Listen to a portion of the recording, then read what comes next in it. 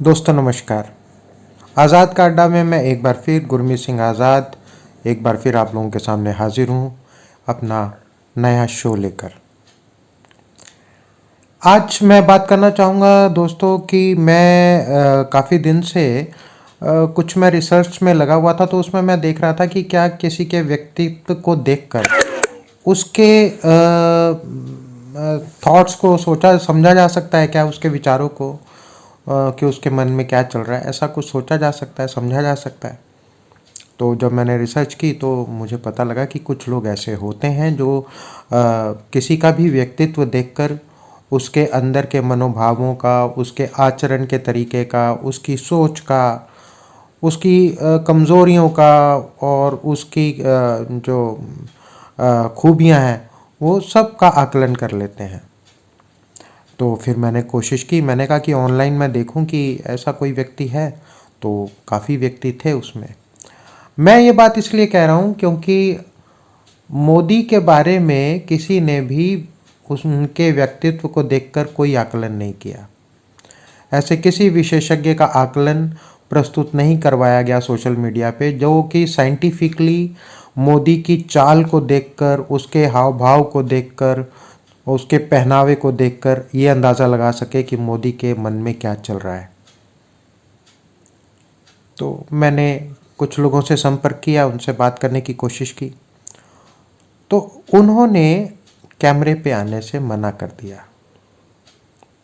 तो मैंने कारण पूछा कि ऐसा क्यों भाई, आप तो स्पेशलाइज्ड लोग हैं और आपके पास इस बात का प्रशिक्षण है, तो आप क्यों नहीं ऐसा कर रहे हो। ये तो अच्छी बात है कि अगर आप इस तरीके का आकलन करोगे तो आपके बिजनेस में बढ़ोतरी होगी।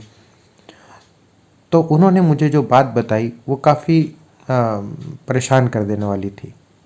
परेशान कर देने वाली ये थी कि उन्होंने मुझे बताया कि जो विश्लेषण उन्होंने मोदी के व्यक्तित्व को देखकर किया, जो लाल किले की प्राचीर पर बोलने का तरीका हो, जो आम लोगों से बात करने का तरीका, उसके चलने का तरीका, उसके पहनने ओढ़ने का तरीका, उसकी आंख झपकने का तरीका, उन सब का आकलन करके उन्होंने पाया कि महाधूर्त, चतुर, चालाक और अपने आगे किसी को ना समझने वाला और अपने काम को साधने के लिए अगर कोई नीच से नीच हरकत भी करनी पड़ जाए, काम करना पड़ जाए, अपने काम अपने को मतलब सबसे ऊपर दिखाने के लिए, तो वो करने से वो पीछे नहीं हटते। और उन लोगों ने मुझे बताया कि अगर हमने ऐसा किया तो क्योंकि वो सरकार में है, पावर में है, तो वो किसी भी तरीके का में हम पर लांछन आरोप लगाकर हमारी ज़िंदगी को नष्ट कर सकते हैं। फिर जब उन्होंने मोदी का जो इतिहास मेरे सामने डिस्कस किया तो मैंने कहा हाँ यार, आदमी तो ये ऐसा ही है, घटिया आदमी है ये, इसके पीछे माननीय वाला तो शब्द कोई लगना ही नहीं चाहिए, क्योंकि इसके हर अच्छे काम के पीछे भी कोई ना कोई कुत्सित भावना होती है। और ये बात मेरे को जब 3-4 लोगों ने बताई तो मैं हैरान रह गया कि यार ये तो मैं भी सोचता था, लेकिन इन लोगों ने तो बिल्कुल प्रमाणित कर दिया ये कहकर कि अच्छे काम के पीछे भी कोई घटिया सोच होती है। ऐसा आदमी प्रधानमंत्री बनकर हमारे सर पे बैठा हुआ है। तो पीछे गए हम, तो पीछे जाके हमने देखा कि किस तरीके से चापलूसी करके ये आडवाणी, मुरली मनोहर जोशी और जो वाजपेयी जी का चहेता बना ये बंदा, और फिर किस खूबसूरती के साथ उनके जो दूसरे चहेते थे उनकी कन्नी काटी इस आदमी ने, और उन सब से इन तीनों महानुभावों को अलग करके अपने आप को सबसे ऊपर स्थापित किया। फिर जो इसका एम था गुजरात का मुख्यमंत्री बनने का, मुख्यमंत्री बना हुआ था, कोई ऐसी बात चल नहीं रही थी, लेकिन हुआ क्या कि उत्कट इच्छा हो गई कि प्रधानमंत्री बनना है मुख्यमंत्री से,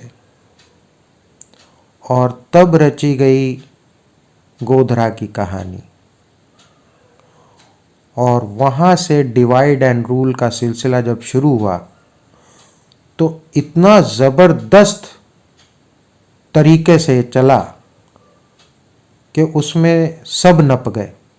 जितने इसके दोस्त थे, जितने इसके दुश्मन थे, सब नप गए। बड़ी हैरानी की बात है, दोस्तों को नहीं नापता कोई, पर ये वो शख्स है जिसने अपने दोस्तों को भी नाप दिया, अपने शुभचिंतकों को भी नाप दिया, अपने जो अंग संग थे उनको भी नाप दिया।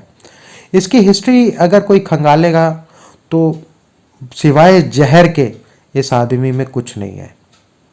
अभी मैं एक टीवी प्रोग्राम देख रहा था जिसमें कि मुझे ये पता चला कि जब इसकी माँ की डेथ हुई तो इसने अपने भाइयों को घर में नज़रबंद करवा दिया, अपनी बीवी जिसके साथ तो रहता नहीं था, छोड़ दिया था उसको भी नज़रबंद करवा दिया, उसको बाहर नहीं आने दिया, ताकि ये माँ की श्रद्धा दिखाकर जो प्रजा है, जो लोग हैं, उनका समर्थन जुटा सके। कैसे रो पड़ता है ये, रो के कैसे दिखाता है। मेरे को तो जब मैंने बात की उन विशेषज्ञ लोगों से तो उन्होंने कहा आपने कभी इसका रोना देखा है? इसके रोने में भी अभिनय है, इसके रोने में भी कोई कुत्सित भावना है। तो दोस्तों मैं तो बहुत हैरान हुआ ये जान के कि किस तरीके का ये आदमी है। और फिर जब ये सब चल रहा था तब मेरी समझ में आने लगे वो लोग। कौन लोग?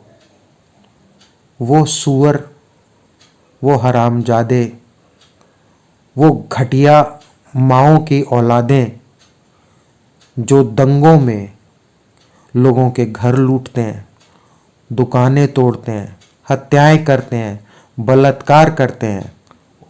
उन सुअरों की पहचान होने लगी फिर कि वो कौन नालायक लोग हैं। हम कहते हैं कि यार दंगाई समझ में नहीं आता कि कहाँ से आते हैं। आप कभी भी गौर कीजिए, किसी भी दंगा प्रभावित क्षेत्र में जाइए, वहां के लोग दंगा नहीं कर रहे होते। कौन कर रहे होते हैं? ये सुअर, इनकी माँ की और इनकी बहन की। तुम लोग नरकों में जाओगे, नरकों में, क्योंकि तुम लोगों ने वो काम किए हैं जो तुम्हें मौत मांगोगे तुम्हें मौत नहीं मिलेगी। ऐसे मैंने जब सिलसिले चालू किए तो पता लगा कई दंगाई मेरे नॉलेज में आए, मुझे बताया गया कि वो फलाने ने ऐसा किया था, वो ढिमकने ने ऐसे दुकान लूटी थी और ऐसे माल लेकर लूट के घर ले गए थे। उनके घरों की हालत देखी तो मैं तो हैरान हो गया यार, उनको तो रोटी नहीं है खाने को।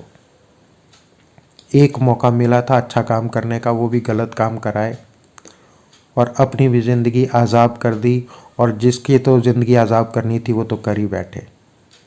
तो दोस्तों मेरे आज के इस वीडियो में मैं आप लोगों से बड़ी एक छोटी सी गुजारिश कर रहा हूँ। मेरे को बहुत प्यार दे रहे हो आप, बहुत बहुत शुक्रिया, धन्यवाद। 16 अप्रैल तय हो गई है आने वाले चुनाव के लिए। अभी घोषणा नहीं हुई, लेकिन मेरे सूत्रों ने मुझे बताया कि 16 अप्रैल को इलेक्शन होंगे। 16 अप्रैल को इलेक्शन होंगे, तो अब से आप शुरुआत कर लो कि आपके क्षेत्रों में दंगे होंगे, मारधाड़ होगी, और जो गुंडे हैं, जो जिनके कई बाप हैं, एक माँ एक है लेकिन बाप कई हैं, ऐसे कई सुअर आपके एरिया में उपद्रव करेंगे। वो कुछ भी बन के आएंगे, वो बाबा बन के भी आएंगे, ठीक है, वो सब्जी वाले भी बन के आएंगे। कोई सब्जी वाला देखना आप, एक तो रोज़ चक्कर काटता है, कुछ नए सब्जी वाले आएंगे। वो कौन सब्जी वाले होंगे? वो रेकी करने वाले होंगे आपके एरिया की, कहाँ पे कौन मुसलमान है, कौन हिंदू है, कौन सिख है, कौन चमार है, कौन आदिवासी है, कौन दलित है, और वो अपने निशान लगा के जाएंगे। तो आप लोग चौकन्ने हो जाइए।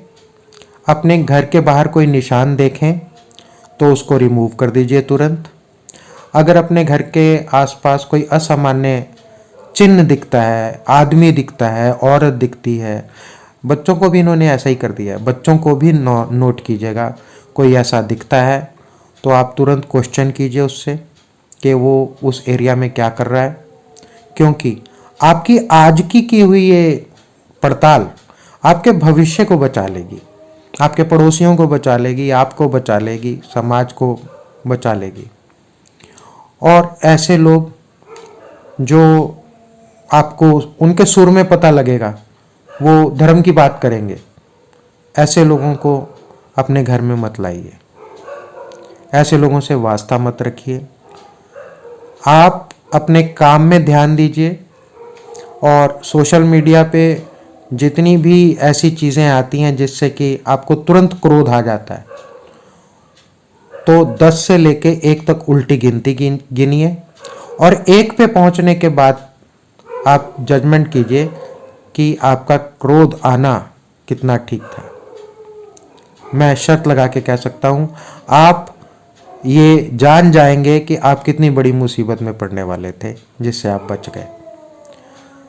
और सबसे अंत में मैं आप लोगों से गुजारिश करूंगा कि जो भी आपका इष्ट है, जो भी आपका भगवान है, आप अपने धर्म ग्रंथों की जो कुछ मंत्र हैं जो पॉजिटिव एनर्जी देते हैं, आप उसका स्मरण कीजिए। इससे आपके अंदर पॉजिटिव वाइब्स आएंगी और आप अच्छा सोचेंगे। रात को सोने से पहले ऊपर वाले का शुक्र कीजिए कि आज का दिन उन्होंने, परमात्मा ने आपको दिया, आपने गुजारा। और अगले दिन सुबह उठकर सबसे पहले ऊपर वाले का शुक्रिया कीजिए कि आज उसने अगला दिन आपको जीने के लिए फिर दे दिया।